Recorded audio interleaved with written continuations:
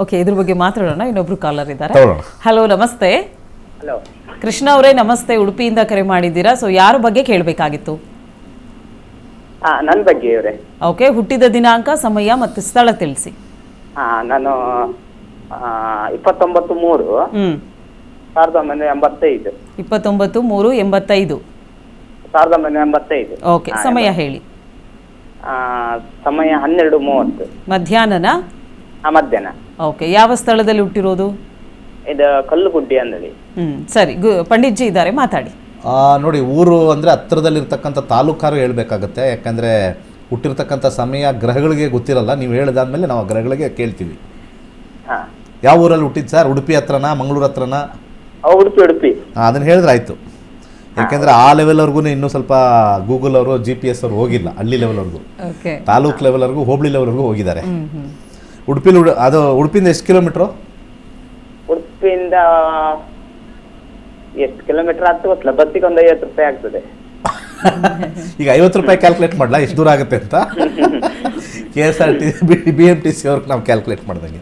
Okay, ಮೀನರಾಶಿಲಿ ಹುಟ್ಟಿರ್ತಕ್ಕಂಥದ್ದು Revathi ನಕ್ಷತ್ರ, 4ನೇ ಪಾದ. ಅದು ಸರಿ ಉಂಟಾ? ಸರಿ. ಈಗ ಸದ್ಯಕ್ಕೆ ನಿಮಗೆ ನಡೀತಾ ಇರ್ತಕ್ಕಂಥ ದಶಾ ಮೇಲೆ ನೋಡ್ತೀವಿ.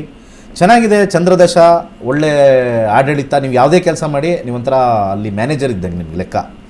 ಆದರೆ ಹಣ ಬರೋದು ಸ್ವಲ್ಪ ನಿಧಾನ. ಯಾಕಂದರೆ 5ನೇ ಮನೆ ಕೊನೆಯಲ್ಲಿರ್ತಕ್ಕಂಥದ್ದು. ಏನು ವಿಚಾರ ಇದೆ ಹೇಳಿ. ಅದೇ ನನಗೆ ಕೆಲಸ ಎಲ್ಲೂ ಸೆಟ್ ಆಗೋದಿಲ್ಲ. ಏನು ಕೆಲಸ ಮಾಡ್ತಾ ಇದ್ರಿ? ನಾನು ಅದೇ ಟೈರ್ ವರ್ಕ್ ಮಾಡ್ತಾ ಇದ್ದೆ. ಟೈರ್ ವರ್ಕ್ ಅಂದ್ರೆ ಏನು ಹೇಳಿ ಸರ್, ಅದ್ರದ್ದು ಸ್ವಲ್ಪ ಹೇಳಿ. ಟೈರ್ ಪಂಚರ್ ಎಲ್ಲ ಹಾಕ್ತಾರಲ್ಲ ಟೈರಿಗೆ. ಹೌದು ಹೌದು. ಓಕೆ, ಆ ಕೆಲಸ. ಸೊ ಅದು ನೀವು ಅಲ್ಲಿ ವರ್ಕ್ ಮಾಡ್ತಾ ಇದ್ರಿ. ಈಗ ನಿಮ್ಮದೇ ಓನ್ ಮಾಡಬೇಕು ಅಂತಿದ್ದೀರಾ? ನಂದೇ ಸ್ವಂತ ಮಾಡ್ಕೊಂಡು ಎಣಿಸ್ಕೊಂಡಿದೆ. ಮಾಡ್ತಾ ಇದ್ದೀರಲ್ಲ ನೀವು. ಅದನ್ನೇ ಹೇಳಿದ್ದು, ನೀವೇ ಮ್ಯಾನೇಜರ್ ಅದಕ್ಕೆ. ನೀವೇ ಮ್ಯಾನೇಜರು. ದುಡ್ಡು ಸ್ವಲ್ಪ ನಿಧಾನ ಬರ್ತಕ್ಕಂಥದ್ದು. ಚಂದ್ರದಶ ನಡೀತಾ ಇರ್ತಕ್ಕಂಥದ್ದು 2030 ಇದೆ. 20ರಿಂದ ನಿಮಗೆ ಬದಲಾವಣೆ ಆಗಿದೆ. 2020ರಿಂದ ಈಗ ಏನು ನಡೀತಾ ಇದೆಯೋ ಅದಿರುತ್ತೆ. ಈಗ ಇರ್ತಕ್ಕಂಥ ಭುಕ್ತಿ, ಅಂತರ್ಭುಕ್ತಿಲಿ ಸ್ವಲ್ಪ ಹಣಕಾಸು ವಿಚಾರದಲ್ಲಿ ಸ್ವಲ್ಪ ನೀವು ಆತರ ಪಡ್ತಾ ಇದ್ದೀರಾ. ಮೊದಲನೇದು, ಸ್ವಲ್ಪ ಸಮಾಧಾನದಿಂದ ಹೋದರೆ ಈ ಒಂದು 2026 ಜನವರಿ ಆದಮೇಲೆ, ಅಂದರೆ ಮುಂದಿನ ವರ್ಷ ಜನವರಿ ಆದಮೇಲೆ ಮತ್ತೆ ವಾಪಸ್ ನಿಮಗೆ ಒಂದು ಟೈಮಲ್ಲಿ ನಿಮಗೆ ಕುತ್ಕೊಳ್ಳೋಕ್ಕೂ ಪುರ್ಸತ್ತಿರಲಿಲ್ಲ. ಅಷ್ಟು ಪಂಚರ್ಗಳಾಗ್ತಾಯಿದ್ರಿ, ಕರೆಕ್ಟಾ? ಭಾಳ ಹಿಂದೆ. ಅದು ಮತ್ತೆ 2026ಕ್ಕೆ ಮತ್ತೆ ಒಂದು ಫುಲ್ ರಶ್ ಆಗುತ್ತೆ. ನೋಡಿ, ನಾವು ಪಂಚರ್ ಹಾಕ್ತಕ್ಕಂಥದ್ದು ಅಂತ ನಾವು ಹೇಳ್ತೀವಿ.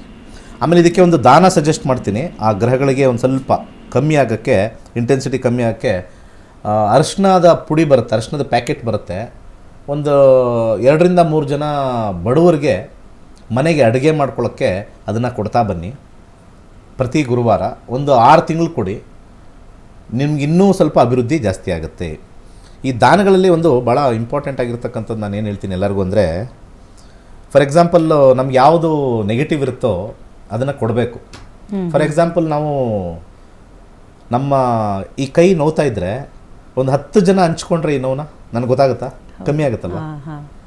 ಸೊ ನನಗೆ ಈ ಕೈ ಫುಲ್ ನೋವ್ತಾ ಇದೆ. ಇದು ಈ ನೋವನ್ನ 10 ಜನಕ್ಕೆ ಹಂಚಿದ್ರೆ ಒಬ್ರೊಬ್ರಿಗೂ ಲೈಟ್ ಪೇನ್ ಇರುತ್ತೆ. Light, very light. ಅದು 10 ಜನ ಹಂಚೊಂದಾಗ ಅದು ಡಿವೈಡ್ ಆಗುತ್ತೆ. ಸೊ ಪ್ಲಾನೆಟರಿ ಇಂಟೆಲಿಜೆನ್ಸ್ ಏನು ಹೇಳುತ್ತೆ, ನಿಮ್ಗೆ ಯಾವುದು ನೆಗೆಟಿವ್ ಇದೆಯೋ ಅದನ್ನು ನೀವು ಡಿಸ್ಪ್ಲೇ ಮಾಡಿ, ಅಂದರೆ ಡಿಸ್ಟ್ರಿಬ್ಯೂಟ್ ಮಾಡಿ. ಅದಕ್ಕೆ ಕೆಲವು ಒಂದು ಒಳ್ಳೆಯದನ್ನು ಡಿಸ್ಟ್ರಿಬ್ಯೂಟ್ ಮಾಡಿ ಹಾಳಾಗೋದು. ಓಕೆ ಓಕೆ ಪಂಡಿತ್ಜಿ, ಹಾಗಿದ್ರೆ ಈ ದಾನಗಳ ಬಗ್ಗೆ ತಿಳ್ಕೊಳ್ಳೋಣ. ಖಂಡಿತ. ಕೃಷ್ಣ ಅವರೇ, ಕರೆ ಮಾಡಿದ್ದಕ್ಕಾಗಿ ಧನ್ಯವಾದಗಳು. ಇನ್ನು ವೀಕ್ಷಕರೇ, ಇವತ್ತಿನ ನಕ್ಷತ್ರ ನಾಡಿ ಕಾರ್ಯಕ್ರಮದಲ್ಲಿ ಇನ್ನೊಂದಷ್ಟು ಮಾಹಿತಿಯನ್ನು ನೀಡ್ತೀವಿ.